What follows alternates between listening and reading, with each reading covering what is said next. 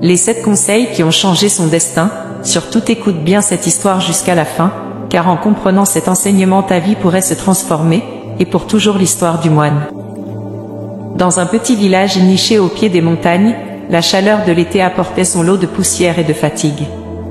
Les maisons de pierre et de bois, simples mais robustes, témoignaient de la ténacité des habitants. C'est dans ce cadre que se déroulait une scène qui allait marquer à jamais la vie d'un jeune homme nommé Thomas. Un jeune homme dont l'âme était lourdement chargée par le poids des erreurs passées, cherchant désespérément une lumière dans l'obscurité. Thomas, âgé de 20 ans, avait le regard perdu, ses yeux reflétaient une souffrance que les mots peinaient à décrire. Son cœur était alourdi par la trahison de ceux qu'il considérait comme ses amis. 2 individus, autrefois ses compagnons de confiance, l'avaient conduit sur un chemin semé d'embûches et de désillusions. Loin d'être simplement une histoire de mauvais choix, c'était un récit où chaque détour était marqué par la douleur et la perte. C'est dans cette tourmente qu'il se tourna vers Émile, un vieil homme sage et respecté de la communauté. Émile avait vu défiler les saisons et les années avec une tranquillité d'âme que peu pouvaient se targuer de posséder. Assis sur un banc à l'ombre d'un chêne centenaire, Émile écoutait les confidences du jeune homme avec une attention bienveillante, ses mains calleuses reposant sur une canne de bois sculptée. Thomas s'assit à côté de lui, le souffle court, les mains tremblantes. Après un moment de silence, il se lança dans le récit de sa vie. « Je ne sais par où commencer, Émile, dit Thomas d'une voix brisée. Tout allait bien jusqu'à ce que je rencontre Marco et Antoine. Ils semblaient si sympathiques, si généreux. Nous avons passé tellement de temps ensemble. Ils m'ont promis monts et merveilles, et moi, idiot que je suis, je les ai crus. J'ai abandonné mes études pour suivre leurs projets, des affaires douteuses, soi-disant rentables. » Émile hocha doucement la tête, ses yeux gris perçant le jeune homme. « Et qu'est-il arrivé ensuite, mon garçon ? » « Tout a dérapé, continua Thomas, l'émotion étranglant sa voix. « Les affaires ont échoué, j'ai perdu toutes mes économies. Pire encore, j'ai contracté des dettes que je ne peux rembourser.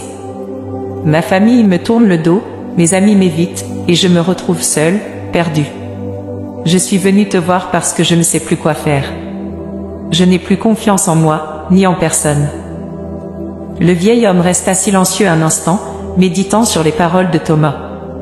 Puis, avec une sagesse forgée par des années de réflexion et d'observation, il prit la parole. « Thomas, dit Émile, ta douleur est palpable, et elle est justifiée.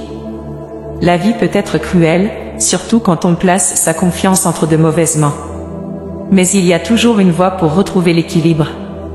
Laisse-moi te donner quelques conseils, 7 pour être précis, qui, je l'espère, t'aideront à ne plus répéter les erreurs du passé et à reconstruire ta vie. » Thomas, les yeux rougis par les larmes, leva le regard vers le vieux sage, l'espoir renaissant doucement en lui. « Le premier conseil, commença Émile, est de toujours évaluer les actions de tes amis. Les vrais amis ne t'embarquent pas dans des situations où tu risques de tout perdre. Apprends à discerner leurs intentions, observe leurs actions plus que leurs paroles. Un véritable ami te protège et te soutient dans le droit chemin.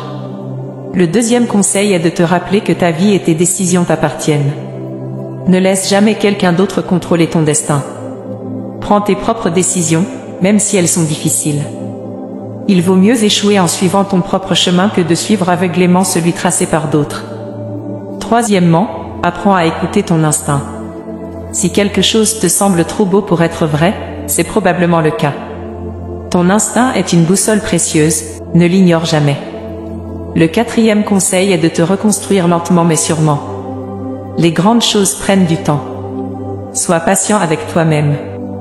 La route sera longue et parsemée d'obstacles, mais chaque pas que tu fais vers l'avant est une victoire en soi. Cinquièmement, cherche le soutien de personnes sages et expérimentées. La sagesse ne vient pas avec l'âge seul, mais avec l'expérience et la réflexion. Trouve des mentors qui peuvent te guider sans te juger. Le sixième conseil est de pardonner, mais de ne jamais oublier. Pardonner te libère du fardeau de la colère et de la haine, mais n'oublie jamais les leçons apprises. La mémoire des erreurs passées est une protection pour l'avenir. Enfin, le septième conseil est de croire en toi-même. La confiance en soi est la clé de la résilience. Même si tu as été trahi, même si tu as échoué, tu es capable de te relever. Crois en ta capacité à surmonter les épreuves et à trouver une nouvelle voie. Les paroles d'Émile résonnèrent profondément en Thomas. Pour la première fois depuis longtemps, il sentit une étincelle d'espoir dans son cœur. Ses conseils, simples mais puissants, étaient comme des balises dans la tempête qui faisait rage en lui. « Merci, Émile, dit-il, la voix emplie de gratitude. Je ne sais pas ce que je serais devenu sans tes conseils. Je vais les suivre, et je vais essayer de reconstruire ma vie. » Émile sourit et posa une main réconfortante sur l'épaule du jeune homme. « Souviens-toi, Thomas, que chaque fin est un nouveau début. La vie te maltraite parfois, mais c'est dans ces moments de douleur que tu trouves ta véritable force. Va de l'avant, et n'oublie jamais ces leçons. Et n'oubliez pas de vous abonner et de partager la vidéo pour des sujets encore plus pertinents à venir très prochainement.